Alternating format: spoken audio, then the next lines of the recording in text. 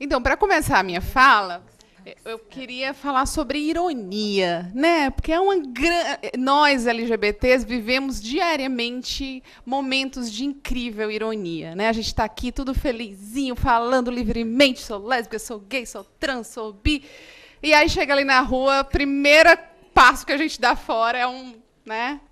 É um tipo de, enfim, um exemplo de preconceito. Obrigada. Um exemplo de preconceito ou limitação ou até autocensura de quem nós somos, né? E eu acho que desde que eu me descobri foi tarde, né? Eu floresci tarde.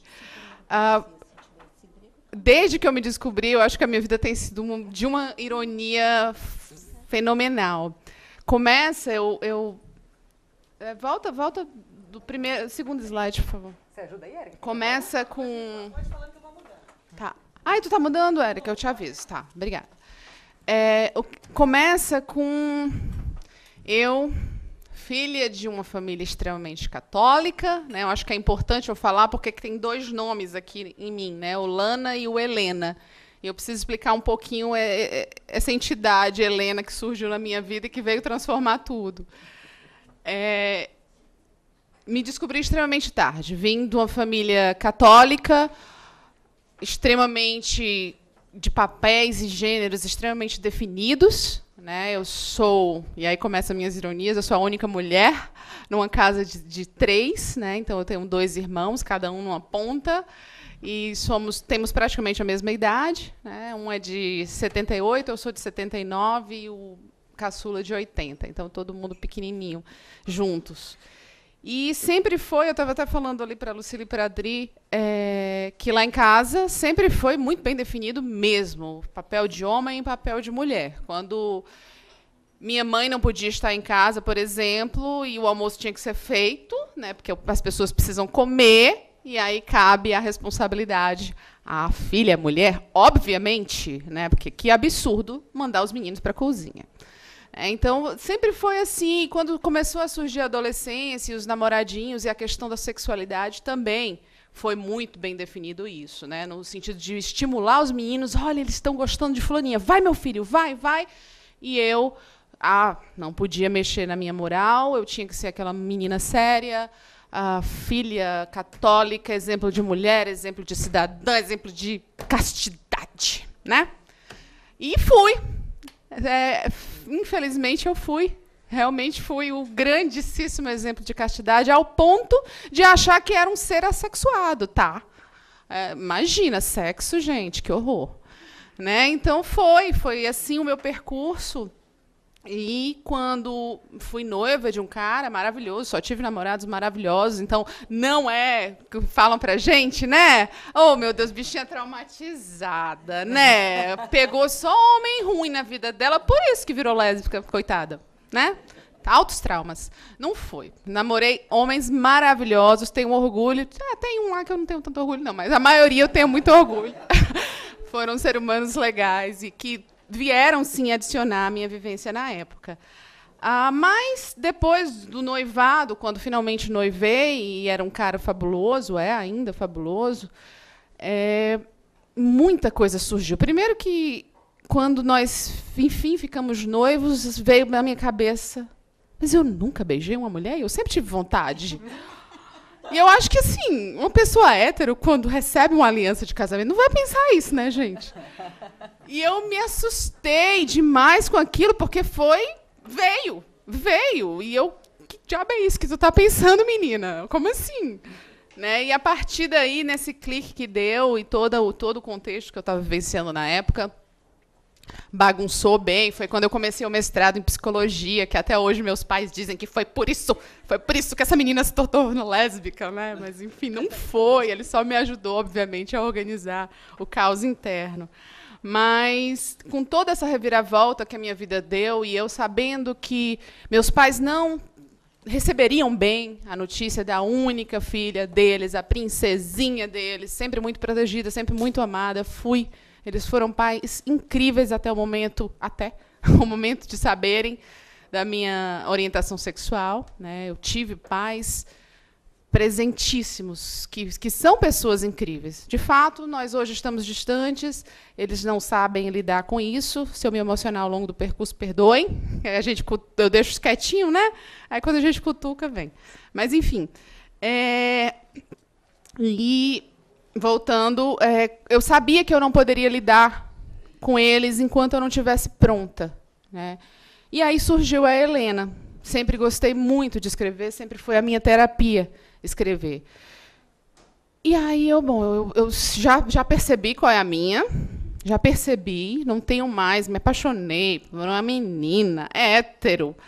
Da especialização foi horrível, foi a época de maior sofrimento na minha vidinha. Foi muito, muito pesado. E sem poder falar para ninguém, tá? Porque nós não podemos falar para ninguém. Um dos grandes problemas da nossa vivência são esses silêncios altíssimos, que cada um de nós sabe como é. São silêncios vivenciados e silêncios que gritam para a gente, né? E sabendo que eu teria que lidar de alguma maneira com isso, ou pelo menos começar a me fortalecer para lidar quando tudo surgisse mesmo, quando chegasse o momento de lidar com a minha família, eu criei esse pseudônimo. Helena, porque, ao pesquisar o significado de Lana, que é o meu nome, eu vi que significa, no grego, diminutivo de Helena. E aí então vou botar Helena, porque é a mesma coisa de ser Lana, né? Então eu não estou tão longe de mim. E o paix, que vem do pé, né, do francês, que eu precisava de paz.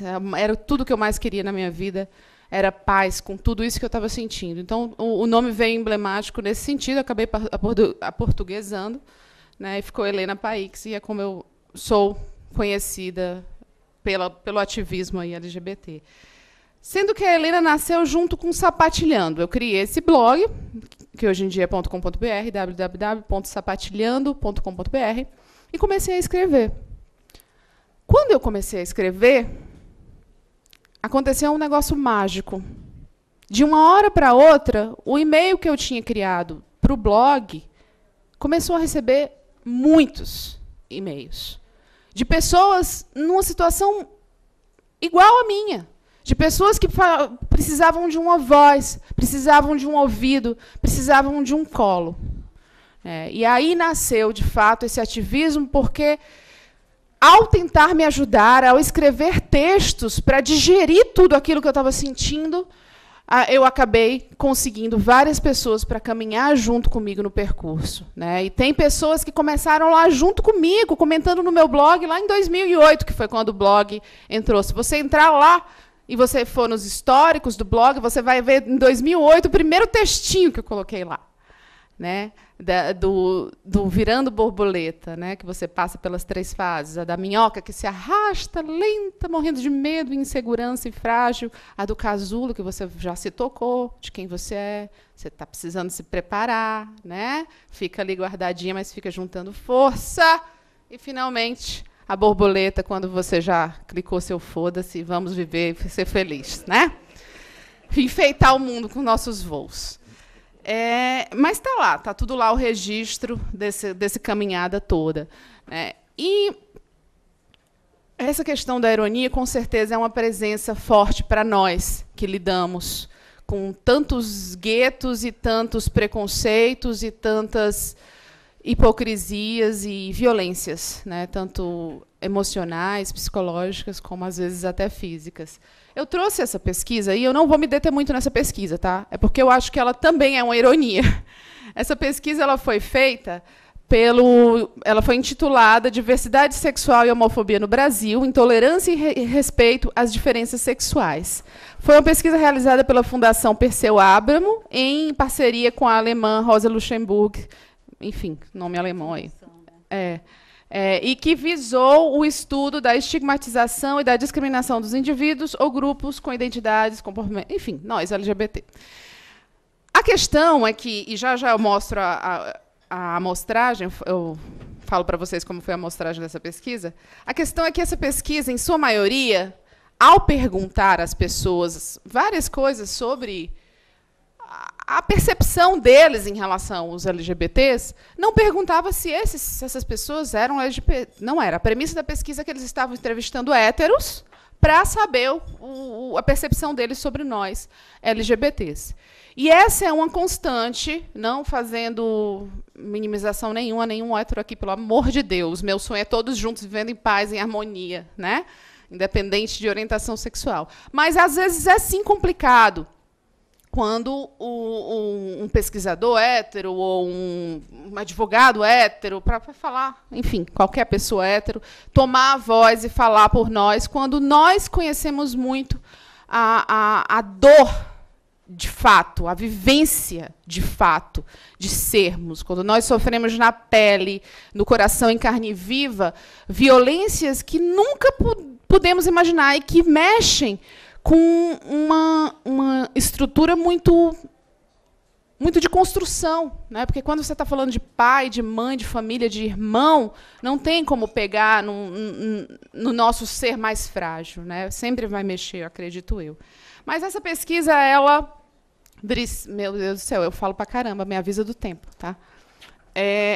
Essa pesquisa, ela partiu dessa premissa, de entrevistar héteros sobre a nossa perspectiva. E começa com uma dessas, com essa frase aí, tá? Que foi uma das que eles pesaram ao longo da pesquisa, percepção e interpretação dessa frase. A frase diz o seguinte: Deus fez o homem e mulher com sexos diferentes, out, para que cumpram seu papel e tenham filhos. Né? Ou seja, na premissa binária, nós não somos pessoas, tá? Nós somos pênis e vaginas. Pode passar, Érica, por favor. O universo da pesquisa foi a população brasileira urbana adulta, 16 anos e mais. A amostra foi 2.014 pessoas e a dispersão geográfica foram 150 municípios, tá, ao longo do Brasil e suas regiões. Certo? O que o primeiro gráfico mostra aí? Ele está falando do grau de concordância e discordância com afirmações referentes aos LGBTs. Tá? A primeira delas, claro, a ver com religião. Deus fez o homem e a mulher com sexos diferentes para que cumpram seu papel e tenham filhos. E aí o concorda totalmente, né? Deu 84%. Tá? Por que eu chamo essa pesquisa de irônica? Está lá no site da Abra, uma pesquisa completa com todos os gráficos. Quem quiser interesse, busque lá no Google e veja. Porque ao longo de toda a pesquisa, quando eles perguntavam, sim, mas aí, tu tem preconceito com eles? Como é isso? O pessoal fala, não, imagina, de jeito nenhum. E se teu filho, um dos gráficos, se teu filho fosse, e aí, o que tu faria? 74% lá, não trouxe, mas está lá. Ah, eu não gostaria, né? Mas eu aprenderia a lidar, aprenderia. Né? Nós sabemos que não é bem assim. Enfim, esse é um dos exemplos, eu vou passar para não me alongar tanto. Tá? O segundo, Érica, por favor. Existe preconceito, existe a existência de preconceito contra a LGBT no Brasil. Ao longo de todos os gráficos, esses da vivência pessoal... Ai, tem aqui, gente, eu olhando para lá. Ao longo de todos os gráficos, né, mostrava isso. Não, a gente não tem preconceito, não, imagina. Né? Aí, de repente, surge esse gráfico. Mas você acha que, ao todo, no Brasil, tem preconceito? Opa! Aí, de uma hora para outra, apareceu o tal do preconceito. Né? Por quê? Porque uma coisa é você estar sendo lá entrevistado e você admitir, mesmo numa pesquisa anônima, que eu tenho preconceito mesmo, viu? Peraí, que é isso? Como assim? Homem, mulher, homem com homem, mulher com... Não, para, né? Tem que ser vagina com pênis e pronto, isso que eu aceito e Deus me livre. Né? Quando se pergunta em relação ao outro, mas e os outros? Tem preconceito? No Brasil, como todo, tem preconceito? E tirou de mim essa responsabilidade do preconceito, aí, no instante, ele aparece. Né? Existe preconceito contra gays? Não está aparecendo aí, mas 92% disseram que sim. Né? Lésbicas, 92% também disseram que sim. Bissexuais, 90% disseram que sim. Travestis, 93% disseram que sim. Transexuais, 91% disseram que sim. Eu acho que, para mim, essas percentuagens são até maiores do que o que estão aparecendo aí. Tá? Mas está aí. Está aí mostrando e está aí indo de encontro, né, ao discurso pessoal da maioria, né, porque trazer para si a responsabilidade do preconceito é fodástico. É fodástico. Né? Pode passar, Erika. Percebem que ela não é da área jurídica. Você imagina falar isso nos tribunais? Você ia ver o que a expressão ia te causar. Né? Fica bacana. Vossa Excelência é fodástico. É fodástico. Adoro, Marcelo. Adoro. Marcelo, já pensou, Marcelo? Com a devida vênia, Com toda a vênia, Excelência. Com toda a vênia. Excelência é fodástica. Que bom que o Fodástico fez tanto sucesso, né, gente? Vou usar mais. A questão é que a gente, e eu acho que aí está uma das questões que mais pega no dia a dia, a gente não é representado. Né? Esses espaços aqui são muito importantes nesse sentido, porque começa a criar sementinhas de representação. Né? Mas ainda é muito difícil. Eu adoro mesmo essas coisas mais informais, porque eu acho que acaba que a construção social se dá mais por elas do que pela formalidade. E eu fiz o seguinte teste. Né? Eu falei, vou pesquisar umas imagenzinhas para pôr nesse negócio. Deixa eu pôr ali no Google casais LGBT. Não dá para ver porque eu cortei aí, mas vocês estão vendo que tem 3, é o de lá, tá? Vocês estão vendo que tem 3 linhazinhas? E vocês estão vendo que na última linhazinha já não tem mais casal? Já não tem mais família? Tá? Procura no Google, casais, família LGBT. Gente, não deu uma página, tá? Me apareceu ali umas 10 imagenzinhas, depois já começou a trazer o João Willis, que luta por nós, graças, e outras pessoas. Tá? Agora coloca família, sem o LGBT, no Google. Aí você fica pensando, não, Lana ou Helena, não, mas espera, né? Porque a gente tem que, não pode rotular, né? Não bota família, todo mundo família, nós somos tudo família. Ah, é? Pois bota família e procura. Onde é que aparece uma família nossa, LGBT? Você coloca família no Google Imagens, eu fui até a página 30 e cansei, tá? Até a página 30 só tinha família tradicional, hétero. Tá? Então, não, nós não temos representatividade ainda. Nós não temos. Por que quando... Não vou me adiantar, não, depois eu falo. Mas, enfim, não tem. Você pega esses seriados aí de fora, o que fez muito sucesso entre nós lésbicas, que foi aquele The World, né? Ninguém tinha problema com dinheiro, gente. Ali era uma maravilha. Ai, eu queria ser lésbica assim também. Todo mundo lindo, magérrimo, tá? E ricas. Putz, que lesbolândia é essa? Porque eu quero ir lá, né? Não tem, tá? Não tem, e ainda é muito complicado. Num dos nossos encontros de estudo de gênero, eu casei recentemente, era isso que eu não ia adiantar, mas adianto. Eu casei recentemente com a minha esposa, né? E aí eu levei toda feliz, né? Oba, eu tô indo para um grupo de gênero, eu vou poder me mostrar, né? Aqui, minha certidão de casamento, primeira de Araraquara. E levei o xeroquezinho, toda orgulhosa, saí mostrando, não foi? Estavam lá para todo mundo. Aí, depois, nas conversas paralelas, uma das meninas do grupo chegou para mim e falou, mas eu estava conversando com fulaninho e ela é hétero. Ela é hétero, mas tem uma irmã lésbica. E ela é hétero, mas tem uma irmã lésbica. E ela pegou e me falou a seguinte frase, que na hora eu tive que fazer um autocontrole extremamente grande. Mas eu estava conversando com um amigo e ele falou um negócio muito certo. Vocês ficam querendo tanto a autorização e o reconhecimento dos outros que vocês ficam lutando para casamento só para mostrar o quão tradicional, na realidade, vocês são. Eu olhei para ela, foi por isso mesmo que eu casei. Foi para mostrar para os outros o quão tradicional foi. Não foi para ir atrás dos meus direitos. Não foi para poder visitar minha esposa, caso ela fique no UTI. Não foi para tentar lutar para botar os nomes dos nossos filhos no nome de nós. Não foi porque é o meu amor da minha vida. Não foi. Né? Foi para poder mostrar para os outros o quão tradicional eu sou, apesar meu Deus do céu, desse grande pecado de ser lésbica. Né? Então, assim, é muito complicado. No discurso, por mais que a gente esteja num grupo de gênero, de estudos de gênero, que me aceitou ali numa boa, ficou super feliz com o meu certificado de casamento, né? Mas ainda o discurso acaba entregando tudo isso que a gente tem internalizado. Né? Então, de fato, não temos essas representações. Ainda é muito difícil se ver no outro. Que exemplo, meninas e meninos. Quando vocês querem, vamos viver felizes para sempre. Para quem vocês olham como modelo? Nós não temos. As músicas de amor que vocês escutam, que casais estão representados nelas?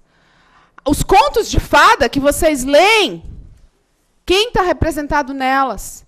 Uma das coisas mais assustadoras no nosso último Lescontro que fizemos aqui em São Paulo foi o fato de que a gente descobriu, fazendo uma pesquisa ali informal, que os casais gays e lésbicas, quando pensam nos seus filhos, já assumem que são héteros. Ninguém vai, eu vou ter um gayzinho lindo, fabuloso.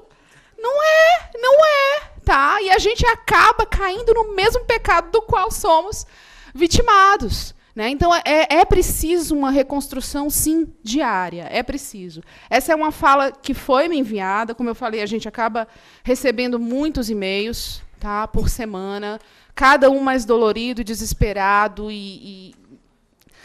enfim, machucado do que o outro.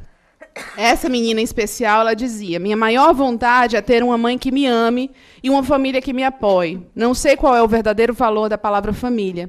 Dói ver tua mãe tratando seus filhos por igual e lhe tratar com indiferença. Dói você não receber uma palavra de conforto da sua mãe. Dói ver ela se sentindo orgulho dos outros filhos e não tá nem aí para você. Né? Eu mantive a fala dela, como ela me escreveu, tá, gente? Então, pode passar. Então, quando a gente fala nessa questão dos novos núcleos familiares, do sonho de ter um filho, tá?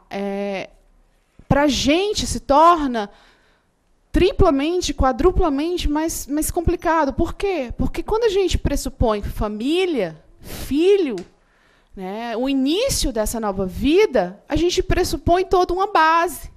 Né? Quando eu vou mostrar para vocês aí, a gente fez, sim, uma FIV, tá? Eu vou contar a história disso já. Meu tempo, como tá? Mais uns 10 minutinhos. Tá? Ai, meu Deus. Bora. Mas é complicado, porque você chega numa ginecologista, aconteceu comigo, tá? História real. Ano passado, fui numa ginecô, aí eu falei para ela, perguntou, né? Todo mundo sabe, pergunta, não, mas você é sexualmente ativa? Eu sou, graças a Deus sou. Mas, e aí? Como é ele e está usando preservativo? Eu falei, não é ele. Na hora eu adoro, hoje em dia eu já me divirto, tá? Perdão, hoje em dia eu já sou meio... Mas, enfim, aquela expressão, eu falei, não, é uma mulher, eu sou casada com uma mulher. Ah, mas então vocês não têm sexo, né? Eu vou mandar ela ir lá em casa, né? Vamos ver. Horrível. É complicado. Antes de ontem, eu recebi uma mensagem de uma menina aqui de São Paulo, estudante de jornalismo, ai meu Deus, me dizendo, não, porque a gente quer gravar um programa e tal, e contigo e tal, porque o programa é sobre o lado B do sexo. Aí eu virei, o lado B do sexo. Aí eu virei para ela e falei, olha, sexo LGBT não é B. É sexo. Não tem isso. Não, porque aí a gente vai fazer uma comparação com as casas de swing. Ai, meu Deus. Socorro! Nunca fui. Respeito, mas não é a minha. Não é porque eu sou lésbica. Eu virei pro amor e falei, amor, a gente faz sexo lá do B, tá? Queria lhe informar. Mas, enfim, é complicado. Quando a gente entra no processo de FIV, gente, que surgiu esse sonho, sabíamos que íamos casar, e veio a questão da FIV. Porque queremos filho e queremos para ontem. Estamos no momento de... Eu estou com 34 anos, né, e tal, já começou o sistema todo a apitar. Mas, quando surgiu isso, a gente foi atrás. Tá? Eu só peço assim, eu vou falar de maneira bem superficial do processo em si. Quem tiver dúvidas, depois a gente conversa mais. Mas é, sim, um processo muito caro. E que precisa, sim, de uma equipe multidisciplinar cuidando ali daquele casal. Né? Por sorte, eu tinha ido passar 3 meses em Fortaleza. Meu pai foi fazer uma cirurgia cardíaca. Nós ainda estávamos nos falando nessa época.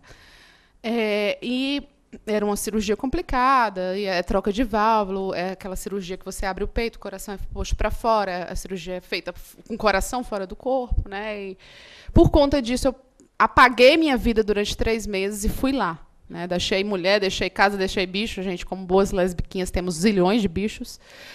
Mas deixei tudo, fui para Fortaleza, deixei o doutorado, me encrenquei, até hoje estou encrencada com isso. Mas, enfim, passei 3 meses em Fortaleza cuidando do meu pai.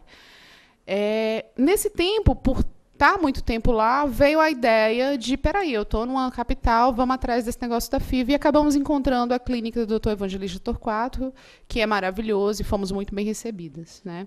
No entanto, gente, é sim um processo muito caro. Entra com a questão do financeiro. Né? O que a gente fez na época? Não temos, né?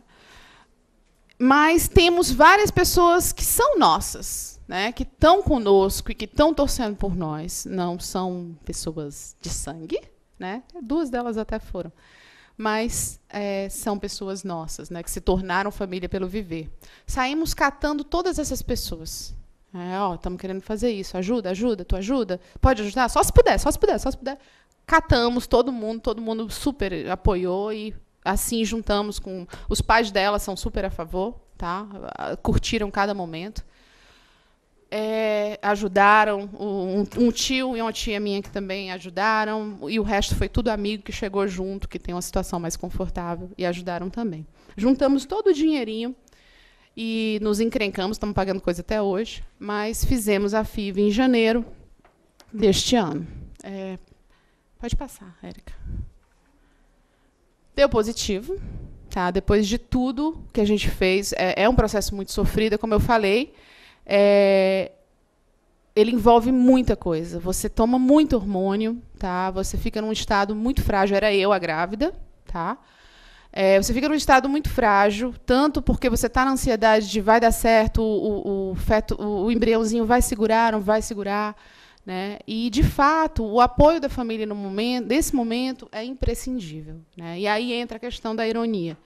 Né? Porque, para nós, tanto para os meninos como para as meninas, essa questão do apoio familiar não existe na maioria dos casos. Né? E, além de não ter o apoio, porque se ficassem longe e não enchessem o saco, né? Mas não, tem os ataques.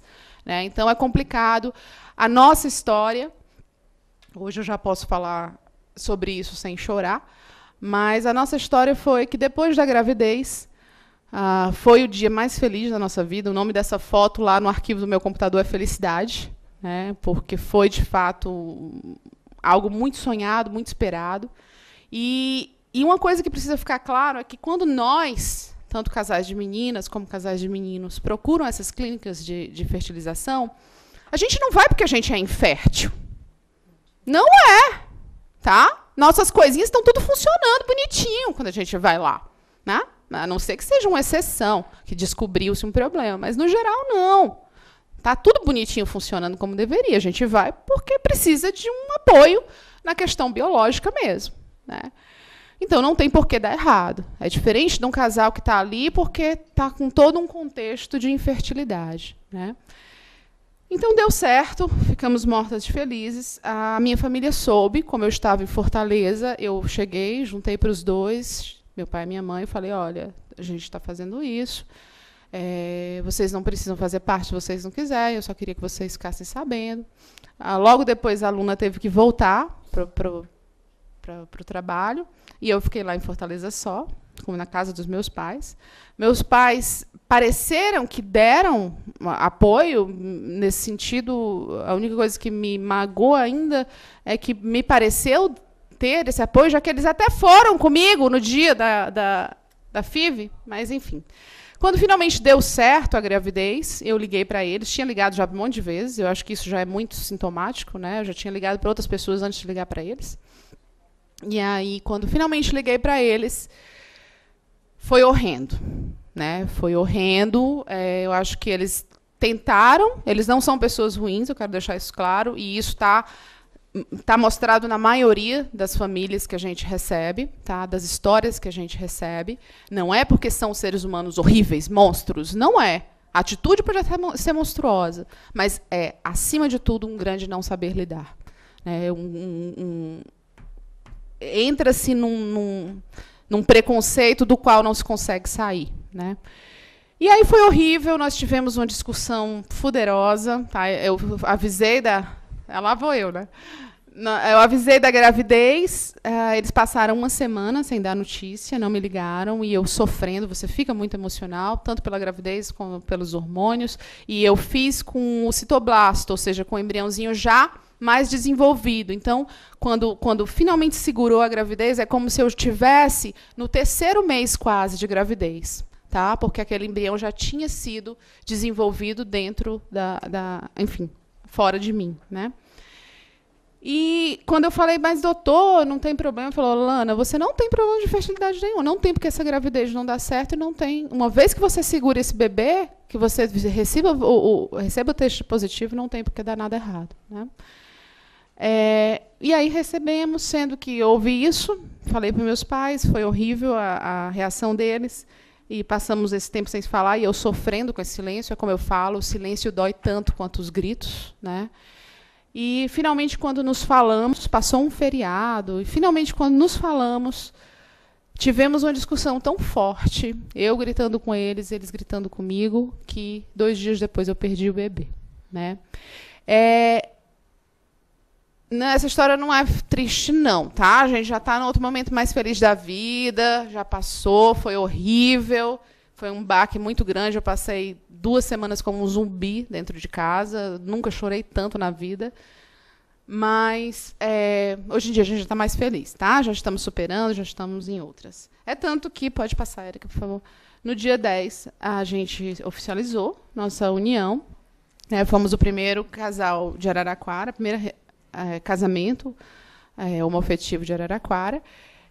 E, mais uma vez, meus pais, a gente passou 3 meses quase sem se falar, depois desse fato do bebê, né, porque foi muito difícil eu processar a ação deles. E pode ser que eu tivesse perdido, né, de alguma forma, mas a gente nunca saberá, né, e acho que isso dói.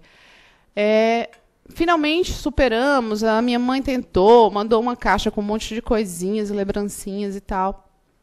Voltamos a nos falar aos poucos, eu muito cheia de dedos. E aí veio o casamento. Falei que íamos nos casar, e aí começou tudo de novo. Não vieram para o casamento, não estiveram um presente. No dia me ligaram para me desejar um bom dia. Então é complexo, né? E desde então a gente realmente não se fala. Eles até estão tentando, mas a gente chega num nível de cansaço que mata um pouco tudo. Mas, enfim, a vida é um processo, esse processo vai continuar, até porque não se, infelizmente ou felizmente, sei lá, não se perde a liga por completo. Então, essa história eu vou ter que lidar alguma hora, de novo. Mas, voltando para... em relação ao filho, nós temos lá embriõezinhos congelados, viu, Lucila? Os filhos estão tudo lá no Ceará, esperando ser importado, tá? Agora a gente vai fazer com a Luna, né? Esse tem de bom ser lésbica, né? São 2 úteros na relação. Os embriõezinhos estão lá. Agora, no final do ano, ela vai lá, vai fazer a FIV. Os meninos estão tudo lá congelados esperando. E depois nós vamos atrás do registro. E eu fui doadora de óvulos também, então é capaz de já ter menino meu por aí, né? Então, não sei. E também estamos vendo adoção, já estamos no processo do cadastro nacional, já estamos nas aulinhas e tudo, tá legal. Mas, pode passar, por favor. Mas, quando a gente fala dessa questão dos núcleos familiares, a gente está lidando com tudo isso, né? Com o social, com o externo e com o interno também. Com essas relações familiares, onde, puxa, se tu é hétero, tu é julgado pra caramba. Eu lembro que quando eu era hétero, será que a gente pode dizer isso? Mas, enfim, eu lembro que quando eu era hétero, né? um dia lá atrás, quando eu não sabia... Não, vou falar isso não, deixa pra lá. Mas, enfim, quando eu lembro que era um inferno sair com meu namorado. Era um inferno. Porque onde já se vê essa menina com esse namorado até tarde da noite, o que é que estão fazendo, né?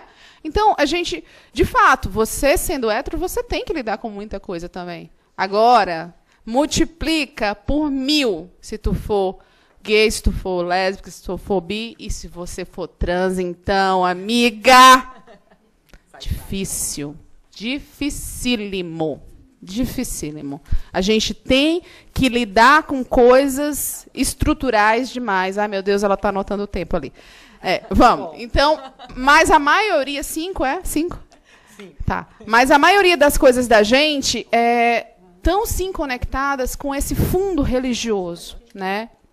A maioria dos discursos que a gente escuta, e da minha própria família, tem base nessa questão religiosa, né? Nisso que foi incutido culturalmente e que é ainda tão forte, né? No pecado, no transgredir o que é correto, o que é tido como tradicional, o que é tido como certo, né? Então, com certeza, a religião tem um grande papel aí, e depois, se vocês quiserem, a gente conversa mais um pouco sobre isso.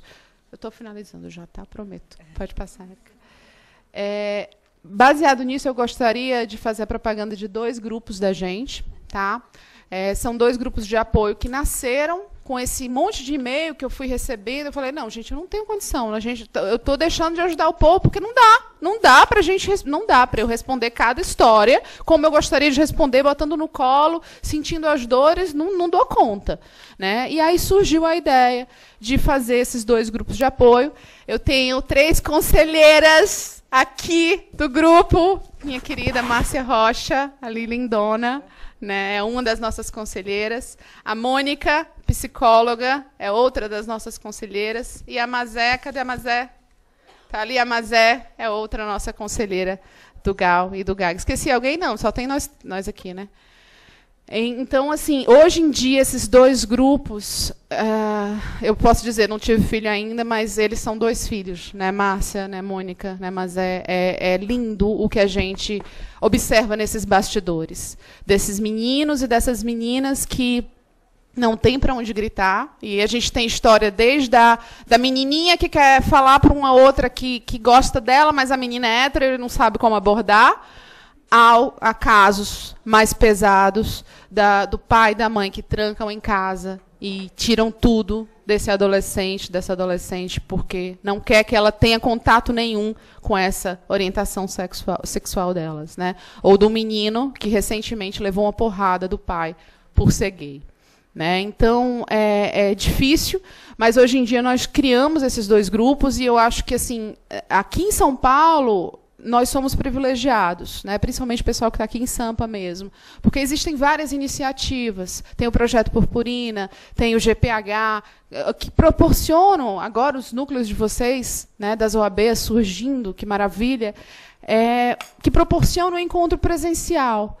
Mas nós temos que, e aí surgiu o GAL e o GAG, nós temos que encontrar esses meninos e essas meninas que moram lá no interior, seja de São Paulo, seja do Ceará, seja, enfim, né, do norte, tem um que é de Belém, onde eles não têm esse apoio presencial, né, mas que, através do virtual, que ainda graças, meu pai, olha, Bill Gates, o menino do Facebook, né? Porque graças é um canal importantíssimo. A gente nunca conseguiu tanto como consegue com esses 2 canais, né, com esses canais. Então, por favor, eu peço que divulguem para os meninos que vocês conhecem ou para os seus amigos, tá, que existem esses 2 canais de apoio. O das meninas eu nem divulgo tanto, porque a gente tem... Pode passar, Érica, passa 2, por favor. Esse é o grupo, o GAL. A gente tem o Parada Lésbica, que é o nosso portal, né? Foi até assim que eu conheci minha esposa. Ela tem um portal que foi o primeiro portal lésbico em língua portuguesa e um dos maiores até hoje, né? Então, a gente tem um canal, uma facilidade para alcançar as meninas muito grande, né? Então, o nosso grupo de meninas, vocês lembram quantos estão? 75 meninas? Por aí, né? E o dos meninos, a gente está com, acho que 14 meninos ainda, que estão se chegando aos poucos. Né? Então, precisa de mais divulgação do grupo dos meninos mesmo. Tá? Só para finalizar com coisas felizes, né? As coisas estão, sim, mudando. Tudo bem, vocês viram esse anúncio do Banco do Brasil essa semana? Né? Maravilha. Tudo bem que a gente não está vendo ainda lá uma Conchita da vida, né? Vocês viram a Conchita? Coisa linda! Aquela mulher barbada, transexual, fabulosa, devia estar lá, né? Junto com o anúncio. Não chegamos lá ainda, mas estamos aqui lutando para que chegue, né? A marca de macarrão, né? Que o dono, o Barrilha, fez aquela declaração ridícula e burra, acima de tudo, né? E aí veio o concorrente dele e falou, não, amor é amor, e pegou carona, né, no mercado e, enfim, trouxe todos esses clientes para ela. Lá em casa a gente não compra mais, vocês não comprem nada de vocês, tá? Por favor. O mínimo ato é ato político, por favor. Né? Então, a gente está tendo agora em Brasília, acontecendo neste minuto, enquanto a gente está aqui conversando, o Encontro das Mães pela Igualdade. Né? Foto linda! O sonho de todos nós lá, as mães e seus filhos LGBTs. Né? Fabuloso. Então, a gente está caminhando, sim. Existe ainda muito sofrimento? Existe, porque ele acontece não só no externo, mas, e aí é o que eu acho que machuca mais, no âmbito interno, no qual a gente, muitas vezes, familiar, no qual a gente muitas vezes não consegue alcançar bem. Né? Então, a gente tem, sim, cada vez mais lutar e criar esses canais para alcançar esses meninos e meninas que estão aí sofrendo. Né? É isso, gente. Fechou.